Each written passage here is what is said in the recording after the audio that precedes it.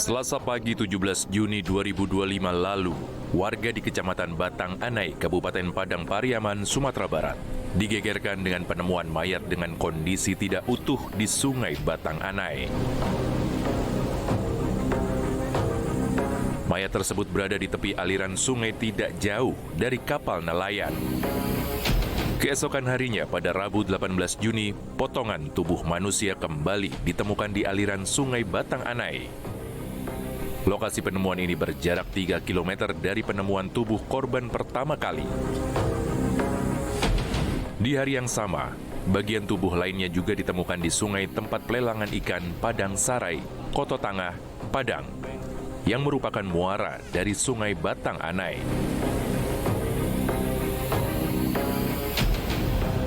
Bagian tubuh yang ditemukan langsung dibawa ke Rumah Sakit Bayangkara Padang untuk diotopsi. Kami berhasil mendapatkan informasi dari Polsek Koto Tangah, Polresta Padang, di mana potongan kepala ditemukan oleh nelayan di wilayah muara TPI, tempat pelelangan ikan.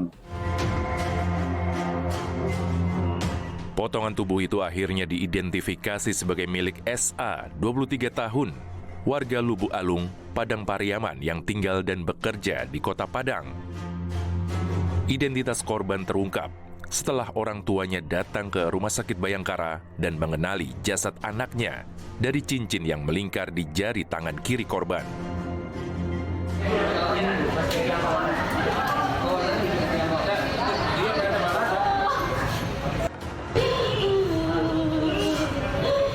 Tangis keluarga pun pecah di Rumah Sakit Bayangkara Padang ketika mendengar jika anggota keluarga mereka menjadi korban. Teman korban menyebut cincin tersebut sangat mirip dengan yang dipakai oleh temannya SA. Ia juga mengatakan korban telah hilang selama 4 hari.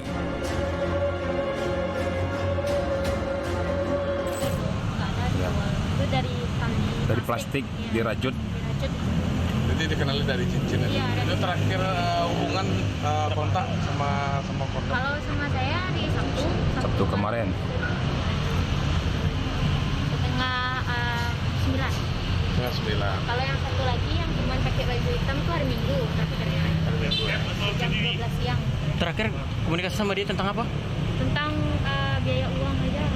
Untuk apa biaya uang itu? Iya, Pinjaman. pinjaman. Berapa nilai? Sekitar 20 jutaan itu.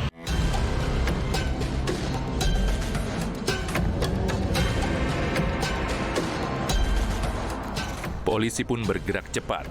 Hanya beberapa jam setelah identitas korban diketahui, SJ 25 tahun ditangkap di rumahnya di kawasan Orong Lakua, Nagari Sungai Bulua, Kecamatan Batang Anai, pada Kamis 19 Juni pukul 1 waktu Indonesia Barat. Diduga, utang piutang menjadi motif di balik kasus mutilasi SA. Pelaku mengaku korban meminjam uang senilai 3,5 juta rupiah. Namun saat ditagih korban tidak mampu membayar utang tersebut. Hal itulah yang melatar belakangi pelaku membunuh dan memutilasi temannya sendiri.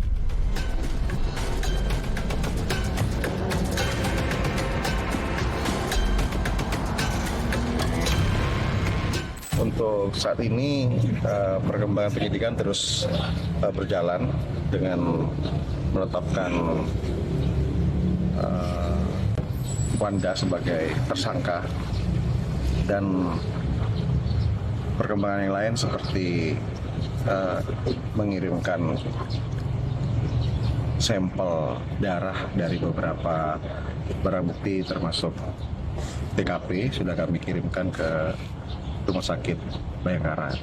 Untuk status tersangka dalam kasus mutilasi atau pembunuhan yang di dalam sungai? Ya sama, Dua-duanya langsung? dua-duanya. Ya, jadi kasus mutilasi dan pembunuhan di sebagai tersangka.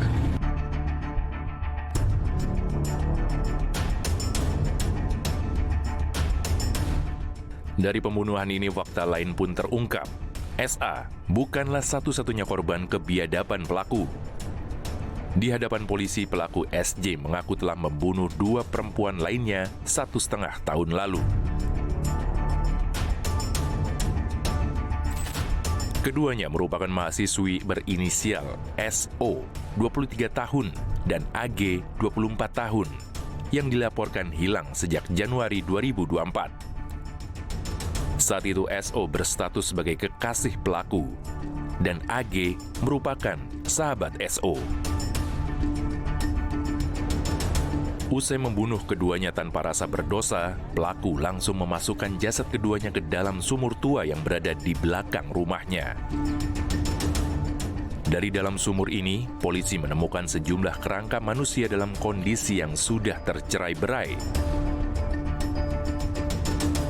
Selain kerangka juga ditemukan sejumlah barang bukti berupa baju dan barang bawaan yang diduga merupakan milik korban.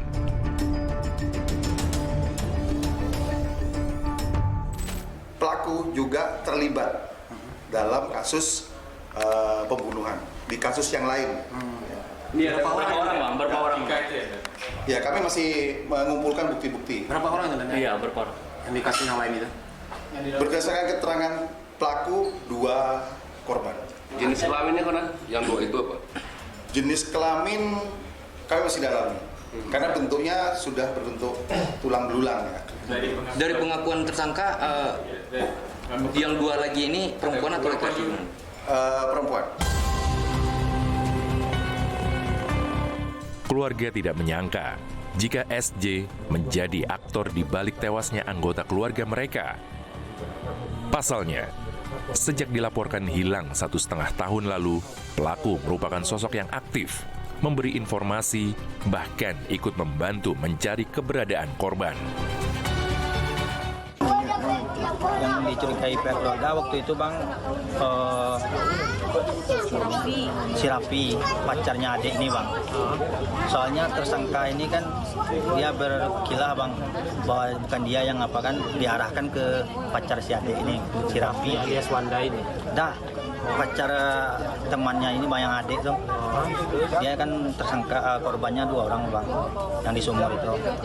Jadi yang pacar adik ini, Bang, yang Raffi, tuduhan kami ya. Nggak tahunya kan bukan si Raffi ini yang pelaku sebenarnya. Ya, tanggapan pihak keluarga, Bang, semoga pelaku dihukum sesuai apa yang diderita oleh adik saya kan. Saya berharap pihak kepolisian memberikan hukuman yang sepalah buat apa yang diderita oleh saya kan.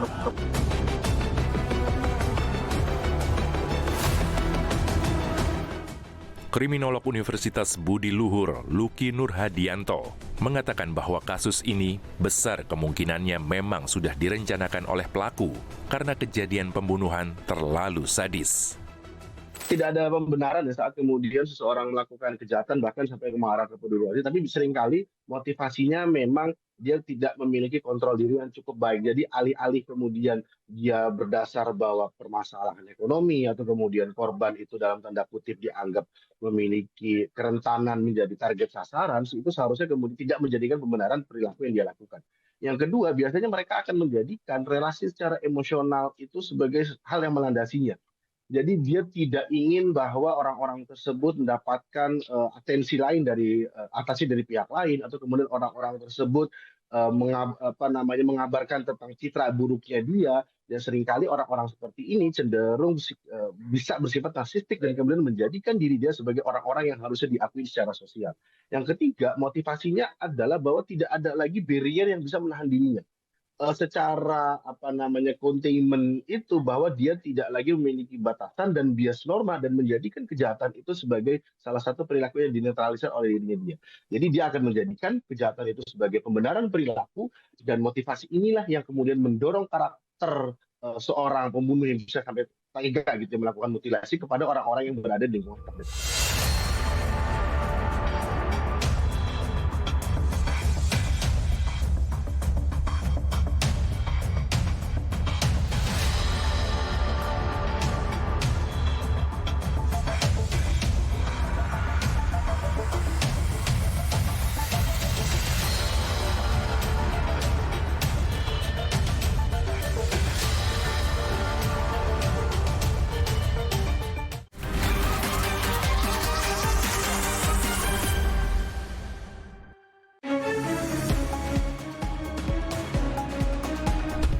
Rangkaian informasi terkini dan mendalam, mengupas peran strategi dan peran penting para pengambil kebijakan. Di seluruh kabupaten, di seluruh Indonesia kita monitor satu-satu. Menghadirkan fakta, bukan wacana. Aturan kemungkinan Dalam Kabinet Merah Putih. Setiap hari pukul 5 sore. Hanya di Garuda TV.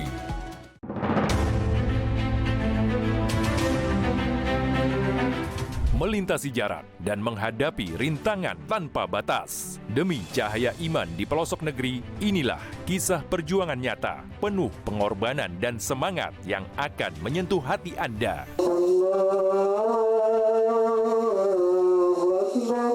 Jelajah Masjid Nusantara. Senin sampai Jumat pukul 2 siang. Hanya di Garuda TV.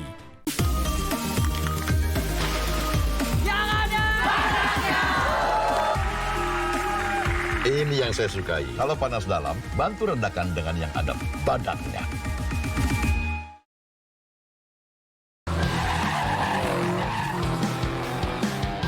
Temukan semua hal menarik tentang otomotif di sini. Luar biasa.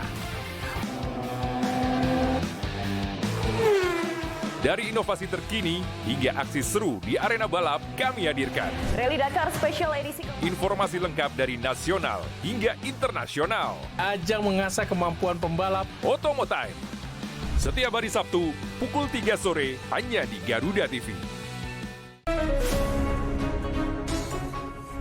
Intip aktivitas Presiden, pertemuan khusus, hingga kunjungan kenegaraan. Melihat lebih dekat langkah penting menuju masa depan cerah untuk Indonesia maju. Itu panennya hanya sekali.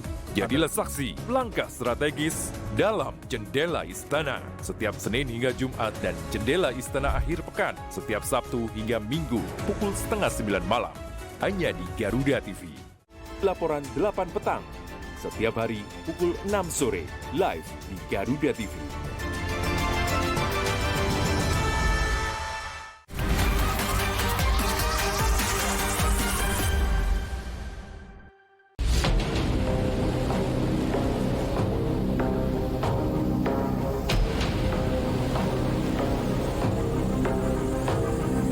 Tega dan sadis, mungkin inilah ungkapan kata yang tepat untuk pelaku yang telah melakukan pembunuhan berantai kepada 3 orang wanita muda.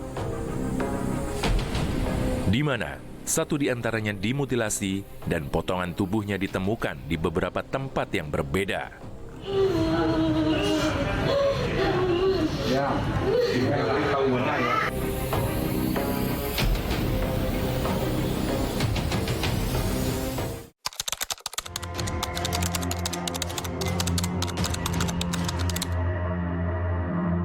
Dalam konteks mutilasi, memang yang paling dominan itu adalah saat terjadi yang kita kenal sebagai aggressive mutilation di sana. Biasanya mutilasi jenis ini memang terstimulus oleh adanya emosi sesaat dari dari korban atau kemudian dari pelaku yang terstimulus oleh korban. Tapi di sisi lain juga, jika memang ini dilakukan secara berulang kali, maka telah terjadi salah satu bentuk hasrat untuk dapat melakukan pembunuhan. Atau yang kita kenal bahwa dia kemudian kita kenal sebagai emotional mutilation. Jadi ada sisi di mana dia memiliki kenikmatan untuk dapat melakukan pembunuhan yang pertama. Yang kedua ada dia mampu atau kemudian memiliki tingkat tega yang cukup tinggi untuk dapat melakukan itu kepada orang-orang yang dia cintai atau bahkan dia sayangi. Itulah yang kita sebut sebagai emosional.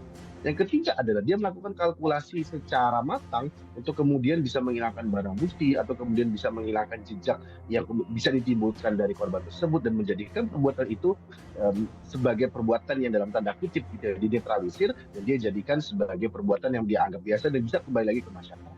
Nah, ketiga aspek inilah yang menurut saya dalam kasus ini perlu digarisbawahi memang menjadi salah satu bentuk tingkat kesadaran yang cukup tinggi. Yang kedua menandakan bahwa pelaku memiliki karir kriminal yang secara kontinuitas itu berlangsung dari tahun ke tahun.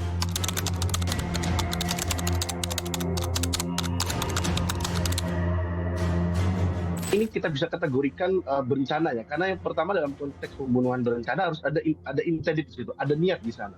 Jadi niat untuk dapat melakukan pembunuhan, niat untuk kemudian mengaburkan barang bukti atau kemudian niat untuk menghilangkan jejak. Yang kedua adalah tentu dia sudah mempersiapkan sesuatunya. Apakah kemudian dalam konteks ini one way in ya, cara untuk melakukan perbuatannya, dan one way out-nya. Bagaimana dia bisa mengelabui atau memanipulasi kejahatan yang dia lakukan. Yang ketiga, tentu dia sudah melakukan berbagai simulasi pelarian, apakah kemudian disampaikan dibuang ke sumur atau kemudian dibuang di berbagai tempat sehingga bisa mengaburkan kejahatan aslinya dan dia bisa kembali lagi ke masyarakat. Bisa jadi juga dugaan saya adalah di antara proses tersebut dia melakukan kejahatan-kejahatan kecil lainnya karena cenderung orang-orang yang terindikasi memiliki karir kriminal yang cukup tinggi dia akan memiliki frekuensi, intensitas dan durabilitas kejahatan yang tidak akan terputus.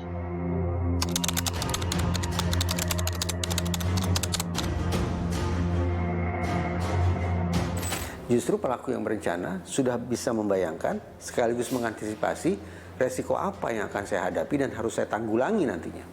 Berarti bicara tentang menghilangkan barang bukti, termasuk membuang tubuh korban, merusak tubuh korban, agar pada akhirnya ketika bukti tidak tersedia secara memadai, otoritas penegakan hukum tidak bisa meminta pertanggungjawaban pidana terhadap si pelaku. Nah sekali lagi, kalau 4 unsur ini target, insentif, resources atau sumber daya dan resiko tersedia secara kumulatif di kepala si pelaku sebelum melancarkan aksinya, maka tepat sudah digunakan pasal pembunuhan berencana.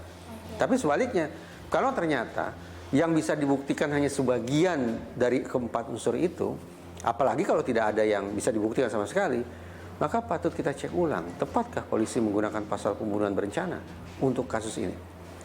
Pelaku keji, iya. Pelaku biadab, iya. Brutal, pasti. Kejam, tidak ada rasa sanksi untuk itu. Tapi menyebut dia sebagai pelaku pembunuhan berencana, silakan diinvestigasi.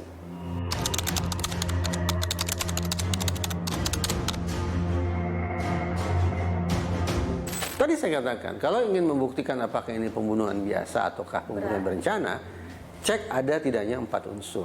4 unsur itu adanya di mana? Ada di dalam psikologinya si pelaku. Ada di dalam otaknya si pelaku. Nah, psikologi forensik akan masuk ke situ. Mencoba memetakan proses berpikir seseorang ketika melakukan sebuah aksi pidana. Dalam konteks ini adalah pembunuhan. Itu contohnya. Tapi tentu saja, pembuktian secara saintifik sepatutnya melibatkan lintas disiplin keilmuan. Jadi psikologi forensik bisa, kedokteran forensik sudah pasti, dan ya mungkin juga ada disiplin ilmu budaya, sosiologi, barangkali yang relevan yang juga bisa diikutsertakan untuk melakukan pembuktian secara saintifik.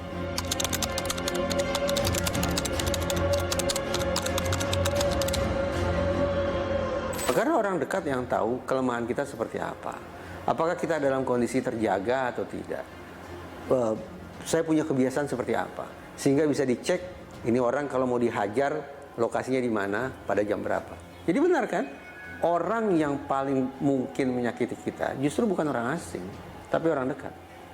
Karena itu wejangannya harus kita revisi. Yaitu mulai dari sekarang gunakan kalimat hati-hati ya terhadap orang dekat. Justru mereka yang lebih karena mereka lah yang paling tahu tentang kondisi kita, sehingga hitung-hitungan di atas kertas mereka lah yang paling mungkin melakukan kejahatan terhadap diri kita.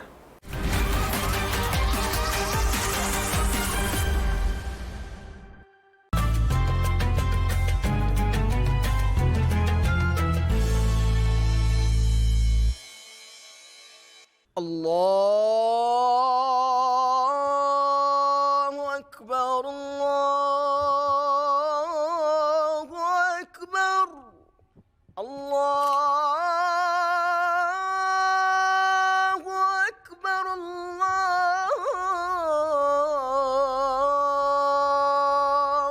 Akbar. Asyhadu an la ilaha illallah.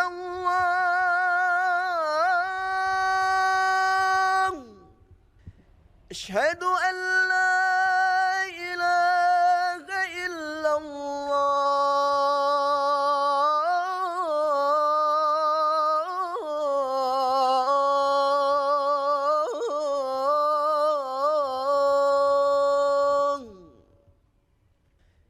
Asyhadu anna Muhammadar Rasulullah.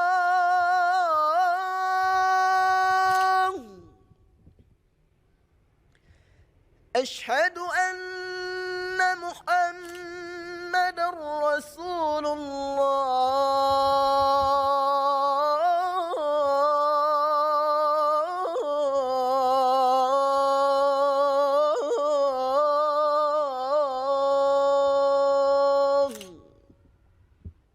حي على الصلاة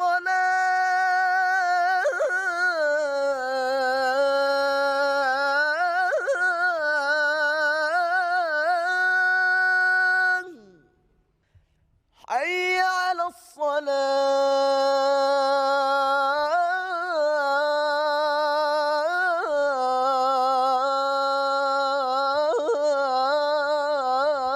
الصلاة حي على الفلاح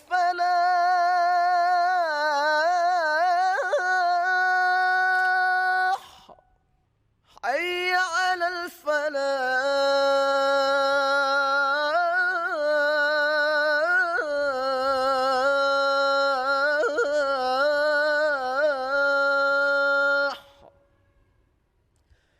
الله أكبر الله أكبر لا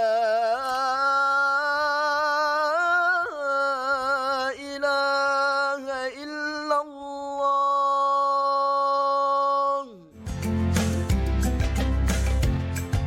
Allahumma rabba hadhihi da'wati tammah wassalatil qa'imah ati sayyidina Muhammadanil wasilata wal fadilah wasyarafa wad darajatal aliyatar rafi'ah wab'athu maqamam mahmudanil ladzi wa'attah innaka la tukhliful mi'ad.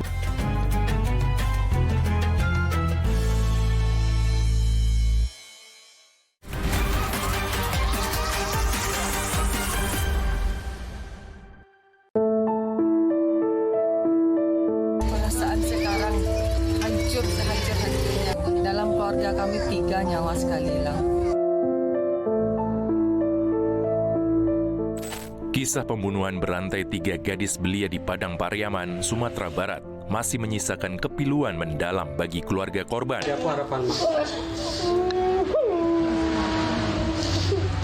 Bahkan Nila Yusnita, ibu kandung SO, mengalami syok berat, langsung jatuh pingsan di dekat lokasi penemuan jasad anaknya. Tak lama kemudian ia dinyatakan meninggal dunia karena terkena serangan jantung.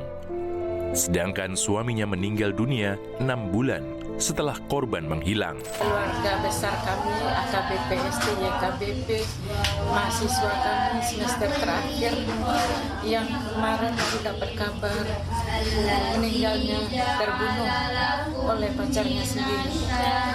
Jadi kami turut berduka cita, mengucapkan turut berduka cita kepada keluarga dan meninggalnya Mama Siska.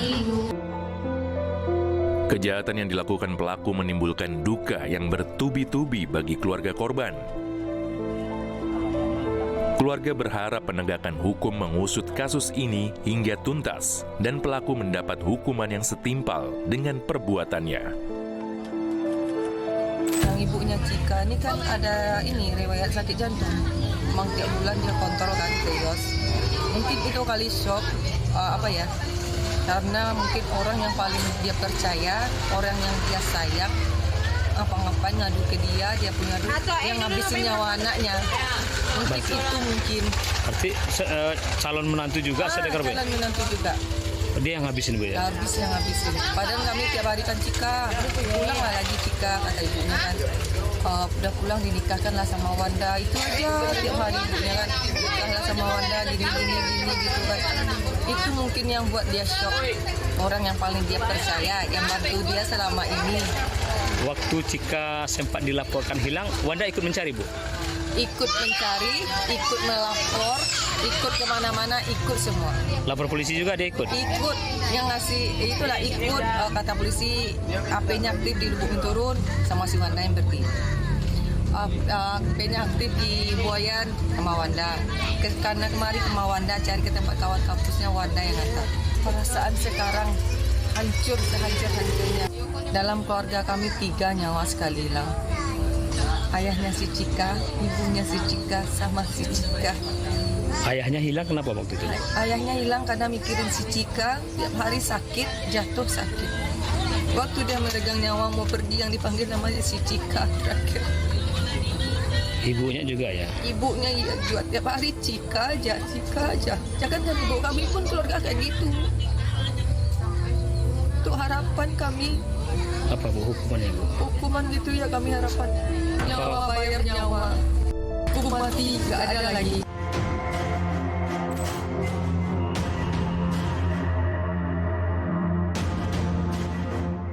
SJ telah ditetapkan sebagai tersangka dalam kasus pembunuhan berencana dan dijerat pasal 340 KUHP dengan ancaman hukuman mati atau penjara seumur hidup.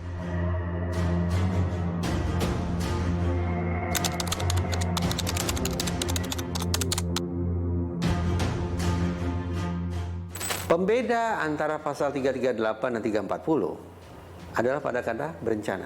Ya. Kata berencana hanya ada di pasal 340. Berarti kita berhadapan dengan dua pasal tentang pembunuhan, ya satu pembunuhan berencana, satu lagi pembunuhan spontan. Kata berencana itu menyangkut apa? Proses berpikir manusia. Jadi sudah disiplin ilmu yang relevan untuk membuktikan apakah ini berencana atau tidak. Yang ancaman hukumannya adalah hukuman seumur hidup atau hukuman mati. Disiplin yang relevan adalah psikologi forensik.